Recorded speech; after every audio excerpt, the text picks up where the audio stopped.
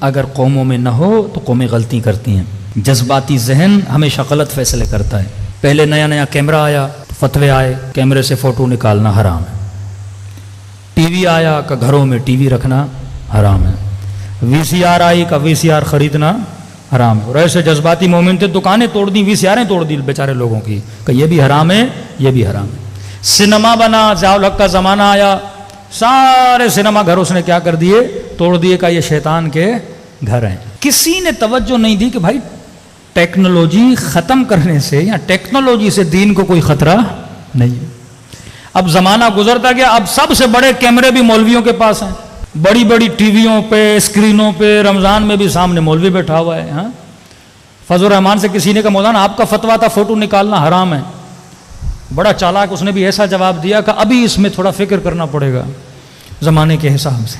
وہ پھر تبھی تو لوگ کہتے ہیں مولوی اپنے پر آئے تو کوے کو بھی کیا کر دے, حلال کر دے. ہاں, کہتے ہیں نا کسی شکاری نے شکار کیا تو ایک کبوتر پھنسا ایک کوا پھنسا, ایک چیل یا کوا, تو کوا رونے لگا. کبوتر نے کہا رونا تو مجھے چاہیے, رو تو کیوں رہا ہے, میں حلال بھی ہوں مجھے تو ذبح کر دے گا, تو حرام ہے.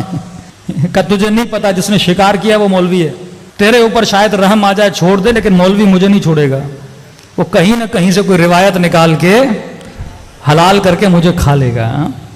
یہ وہ علماء سو دین کا ستیہ ناش کیوں ہوا, کیونکہ شعور نہیں تھا. آپ کے یہاں اجتہاد تھا حلالے کے مسئلے. ہاں, سماوی صاحب شیعہ بنے یا انہوں نے تونس میں اتنے شیعہ کیوں بنا, کہتے فقہ کی وجہ سے.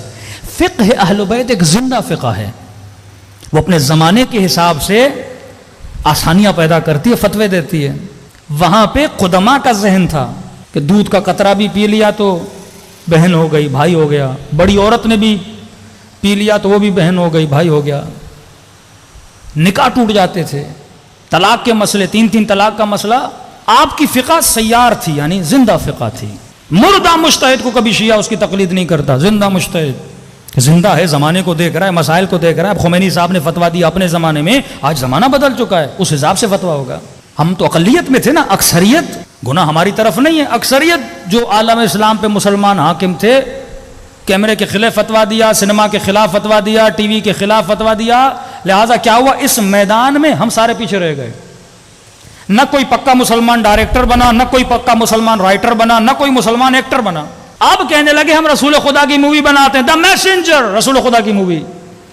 ہاں بھائی, حضرت حمزہ کون بنے گا, جناب عمر کون بنے گا, جناب عثمان کون بنے گا, ایک مووی بنا رہے ہیں نا آپ. نبی کا صاحب بھی ہیں, رسول بھی ہیں, ہاں سب لوگ ہیں اس میں, سب کسی نے کیریکٹر نبھانا ہے. تو حضرت حمزہ کا کیریکٹر ایک ہالی ووڈ کا ایکٹر نبھا رہا تھا.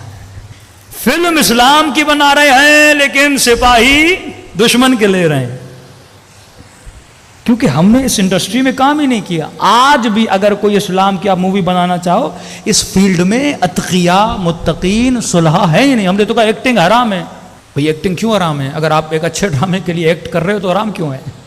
اگر آپ اچھی کہانی, کوئی اخلاقی, کوئی ایتھیکل, کوئی معاشرے کو سدھار پیدا کرنے کے لیے, میں نے کہا 5 منٹ کے لیے آپ ایک اسٹوری پڑھتے ہو, ذہن میں سوچتے ہو نا کہ بندہ جا رہا ہے, بندہ بیٹھ رہا ہے, بندہ اڑ رہا ہے, بندہ گاڑی میں بیٹھ رہا ہے, تو ساری پلاننگ کہاں کرتے ہو؟ ذہن میں کرتے ہو. اسی پلاننگ کو تم نے سنیما کے پردے پہ کیا کرنا ہے؟ اتار دینا ہے نا.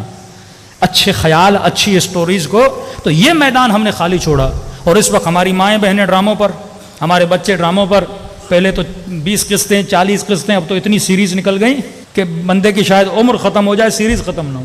اتنا مٹیریل میڈیا پہ پڑا ہوا ہے, اتنا ڈیٹا دشمن نے بنا دیا ہے. ہارر دیکھنا ہے, ہارر ڈیٹا. اینگر دیکھنا ہے, ایکشن موویز.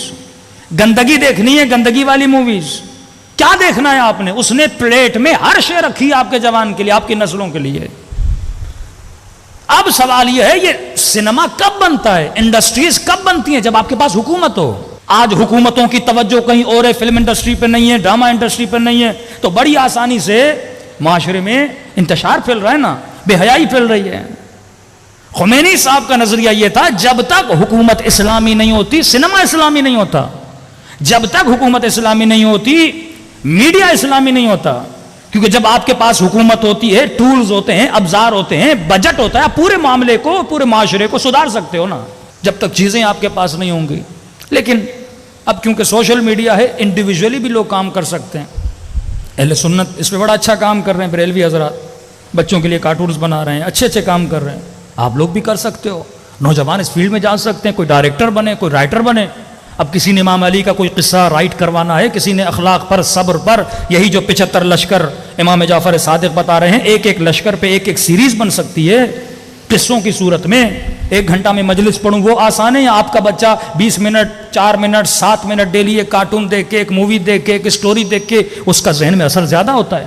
میں اکثر نوجوانوں کو کہتا ہوں، آپ میں سے کتنے لوگ ہیں جس نے کوئی ایک کتاب پڑھی ہو جناب مختار کے بارے میں؟ آپ میں سے کتنے لوگ ہیں جس نے امام رضا کے بارے میں کوئی کتاب پڑھی ہو؟ اکثر لوگوں نے جناب مختار کو پہچانا مختار نامے سے، سیریز سے دیکھا نا آپ نے۔ جناب یوسف کا ڈرامہ دیکھ کے آپ کو انبیاء کی تاریخ کا پتہ چلا نا، امام رضا کی فلم دیکھ کے آپ کو امام رضا کا پتہ چلا نا۔ تو وہ پوائنٹس جس پہ دشمن کام کر رہا تھا، اور یہ توہین سب سے زیادہ اس کی ابتدا میڈیا سے ہوئی۔ پہلے وہ دکھاتے ہیں، دکھانے کے بعد آپ کے ذہن میں کبھی نہیں رہتا، احترام ختم ہو جاتا ہے۔ جب بندہ بے احترام بنتا ہے تو بڑی آسانی سے بے دین بنتا ہے۔